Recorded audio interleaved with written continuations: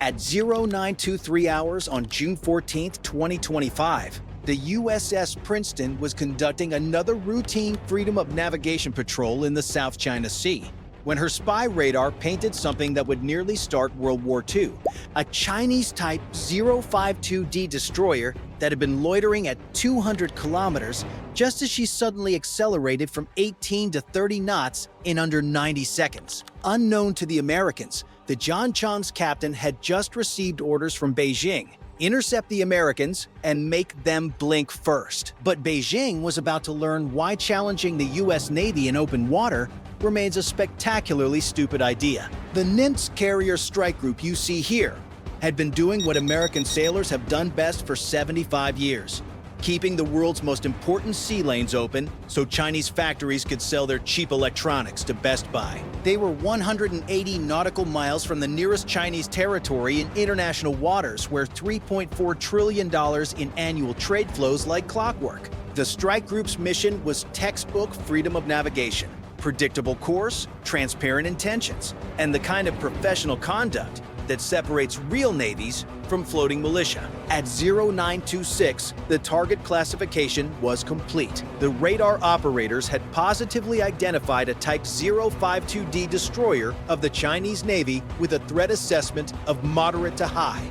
Inside the Princeton's Combat Information Center, the tactical action officer watched the Chinese destroyer's vector with the calm that comes from having 122 vertical launch cells loaded with enough firepower to turn any Chinese ship into fish food. The spy radar, the world's most advanced naval sensor, painted a picture so clear you could point out every detail of the enemy ship. At the Chinese destroyer's current speed, he'd reach weapons engagement range in exactly 17 minutes. The math was simple, but terrifying for the Chinese. Her YJ-18 anti-ship missiles could cover the remaining distance in under 4 minutes once launched, but the Princeton's SM-6s in surface mode could reach about 240 nautical miles and swat them like flies. At 0929, the captain wanted to know the probable intent of the Chinese ship. The answer was obvious. At current speed and heading, she'd be within weapons release range in 14 minutes. The recommendation was to go to general quarters, but the captain's response was pure American confidence. Let's see how badly they want to embarrass themselves first. That's even if they could get there safely. The South China Sea was packed with merchant traffic, 46 commercial vessels within 50 miles, all depending on the US Navy's presence to guarantee safe passage. A Singapore flag container ship loaded with semiconductors, a South Korean LNG tanker worth $200 million. All would be at risk if Beijing succeeded in turning international waters into its personal swimming pool. But that would require them to actually win a fight against the US Navy, which hasn't happened since never. At 0930, the Princeton's cooperative engagement capability automatically shared the threat data across every ship in the strike group. The Nimitz, herself 104,600 tons of floating American diplomacy, carrying 90 of the world's most advanced aircraft, adjusted her flight operations with the precision of a Swiss watch. The destroyers Chung Hun and Kidd shifted positions to take station around the carrier that would turn any Chinese attack into a one-way trip to the bottom. At 0935, the tactical picture went from concerning to dangerous. The E-2D Hawkeye orbiting at 25,000 feet, providing a God's view of everything within 400, detected multiple aircraft launching from the Chinese carrier Shandong. The radar signatures were consistent with those of J-15 fighters, climbing hard and heading south, as if they actually stood. A chance, the air controllers immediately noticed something hilarious. The J-15s were struggling to gain altitude, likely due to fuel limitations from the ski jump launch system the Chinese were so proud of. A minute later, the sonar operators added the final piece of China's coordination puzzle. They detected a possible submerged contact 80 nautical miles away, an acoustic signature consistent with a Type 039 diesel electric submarine. The funny part, the thing was making noise like a freight train. Any competent submarine crew would have been mortified. The Chinese weren't just being aggressive, They were orchestrating a multi-domain intimidation campaign with equipment that belonged in a museum. Surface ships from the 1990s, carrier aircraft that couldn't carry a full weapons load, and submarines so loud they might as well be broadcasting their position on AM radio. It was textbook bullying, the kind that only works if your target is too weak or too scared to fight back. Unfortunately for Beijing, they just challenged the wrong navy in the wrong ocean. The U.S. Navy had been perfecting blue water dominance since 1914, and these Chinese forces were about to receive a free lesson in why the American Navy reigned supreme. By 0937, the USS Nimitz flight deck erupted into controlled chaos that only American carriers have truly mastered. FA-18E Super Hornets from BFA-14 top hatters rocketed off the catapults at 4 5-second intervals, a ballet of precision that Chinese carriers depended on inefficient ski jumps could only dream of matching. Steam billowed from the catapult tracks as American naval aviation did what it does best: Project Power. The 1st Division of Super Hornets climbed through 15,000 feet. Their ANA PG-79 ASA radars already painting the incoming J-15s at maximum range. The technological mismatch was almost unfair.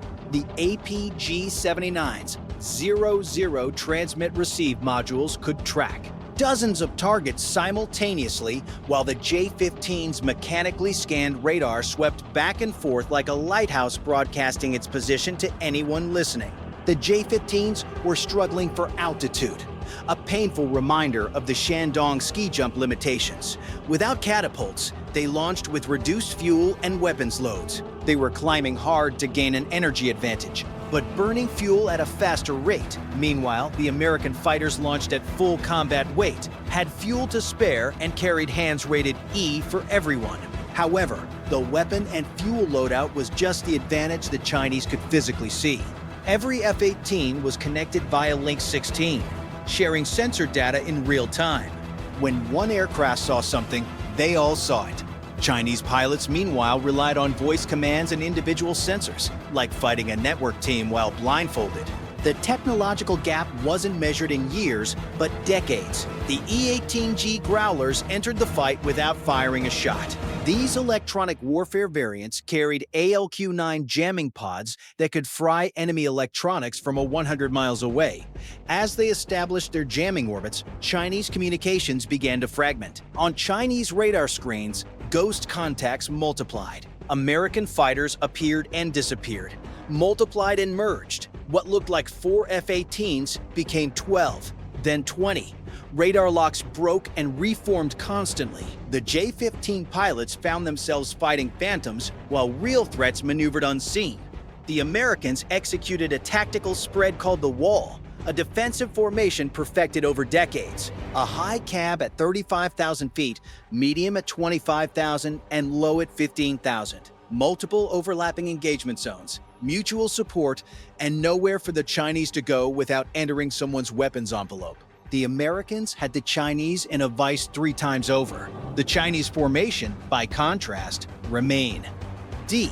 Bunched, a necessity when your data links can't support distributed operations. They had to maintain visual contact to coordinate, making them predictable and vulnerable. Their J-15s might look impressive on propaganda posters, but in actual combat, they were flying antiques against 21st century warfare. At 0943, the RC-1 35B rivet joint provided crucial intelligence. This ungainly Boeing 707 derivative had been boring holes in the sky for 6 hours, its electronic intelligence equipment cataloging every Chinese emission. The Mandarin linguists aboard were having a field day. Dark Star confirms Chinese pilots requesting permission for aggressive maneuvers. Repeat, they're asking for clearance to buzz our ships. The Chinese were escalating, but asking permission first. American pilots trained to seize initiative found this pretty funny. By the time Beijing approved anything, the tactical situation would have changed 3 times over. Meanwhile, the Princeton's defense systems tracked every threat with mechanical precision. Her spy radar, capable of tracking objects the size of a baseball at over 165 miles, made the Chinese destroyer look like a barn door. Fire control solutions were updated continuously, and soon it seemed like they might actually come in handy. At 0947 hours, the Jonang crossed a line that would have triggered immediate retaliation from any other Navy. Her Type 346A phased array radar stopped searching and locked onto the USS Nimitz with fire control quality tracking. In naval warfare, this is one breath away from launching missiles, the electromagnetic equivalent of pointing a loaded gun at someone. Inside Princeton CIC, the response was immediate but measured American discipline, drilled through countless exercises held firm. The Chinese were betting American restraint against their aggression. They were about to learn that restraint didn't mean inability. Tie. The Princeton's own fire control radars remained in standby. Her 122 vertical launch cells contained enough firepower to send the Zhangjiang to the bottom in seconds. SM-6 missiles that could reach out 240 kilometers, and SM-2s in surface mode, all ready to turn the ship into the area's newest artificial reef. Every firing solution is continuously updated.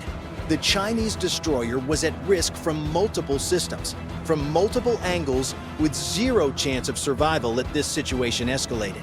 The fire control lock persisted for exactly 30 seconds, long enough to claim they could have attacked, not long enough to trigger American self-defense measures.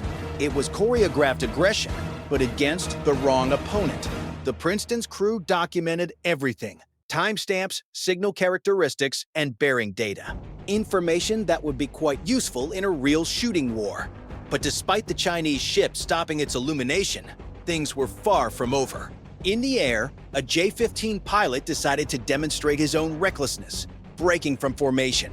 He dove toward an F-18 with what fighter pilots call a thump, an aggressive close pass meant to intimidate. The American pilot trained at Top Gun, where such maneuvers are eaten for breakfast, simply rolled inverted and pulled into the Chinese fighter's 6 o'clock position.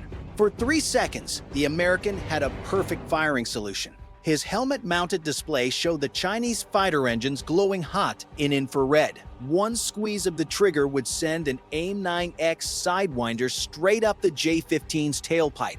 He didn't squeeze. Professional discipline held.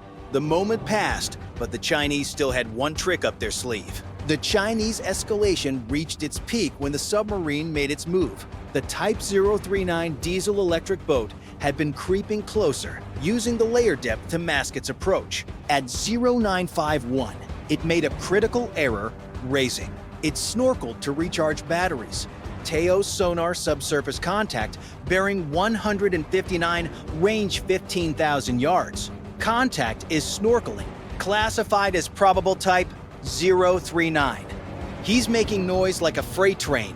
The submarine captain either didn't know or didn't care that the Princeton's SQ-89 sonar suite had been tracking him for the past hour. The ship had its acoustic signature catalog, its position fixed to within meters. If this went kinetic, he'd have about 12 seconds to contemplate his life choices before an ASROC turned his boat into fish food. The tactical picture had become a textbook study on how not to conduct naval operations. Chinese forces had positioned themselves in a box: carrier to the northwest, a destroyer to the west, and a submarine to the southwest. If shooting started, none of them would survive the first 5 minutes, and the Americans were about to show them exactly how that would go down. At 14:30 hours, the USS Nimitz launched everything that could fly. 48 aircraft roared off her deck in the largest single-carrier display of air power in years. Super Hornets loaded with live weapons, EA-18G Growlers carrying electronic warfare packages that could black out a city, E-2D Hawkeyes commanding the electric high ground. The afternoon sky turned dark with American aircraft. The Growlers went to work first. Their ALQ-99 pods operating at full power turned Chinese radar screens into modern art. False contacts appeared by the hundreds. Real aircraft vanished into electronic noise. The Shandong's air defense picture looked like someone had thrown paint at the screens. Chinese controllers couldn't distinguish real threats from ghosts. Everything was a threat. Then came the submarine, a Virginia-class attack submarine that had been shadowing the Chinese formation for 8 days. Silent, invisible, patient. At 15:47, she surfaced 6 nautical miles from the Shandong. close enough for Chinese lookouts to see her black hole with their Mark I eyeballs. The psychological impact was devastating. 8 days of undetected operations, their entire anti-submarine screen, helicopters, sonar buoys, and hull-mounted sonar had failed to detect the 7,900-ton American submarine. If this had been war, their carrier would already be toast. The sub's commanding officer ordered an emergency surface purely for effect. The submarine burst from the water like a breaching whale, water cascading off her hull in the afternoon sun. Photographers on the Chinese ships would have perfect shots of American dominance. After about 90 seconds, enough time to be seen, photographed, and reported, she slid back beneath the waves. The message was clear: we own the undersea domain. Back in the air, American fighters demonstrated ACM, air combat maneuvering, at the expense of increasingly desperate Chinese fighters. The J-15s, already low on fuel from their ski jump launches and hard climb to altitude, found themselves unable to match the Americans turn for turn. Each engagement ended the same way: American fighters in firing position, Chinese fighters defensive and burning precious fuel. One by one, the Chinese fighters peeled off, heading back to the Shandong with near-empty tanks. Their combat endurance had been exhausted in fruitless attempts to match American capabilities. They landed with emergency fuel. Some probably saw the bingo light they'd only seen in simulators before. By 1623, the Shandong's carrier strike group began its withdrawal.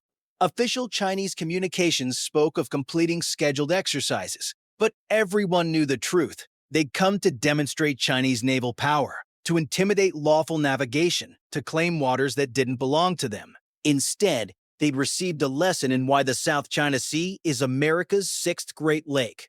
Bye for now.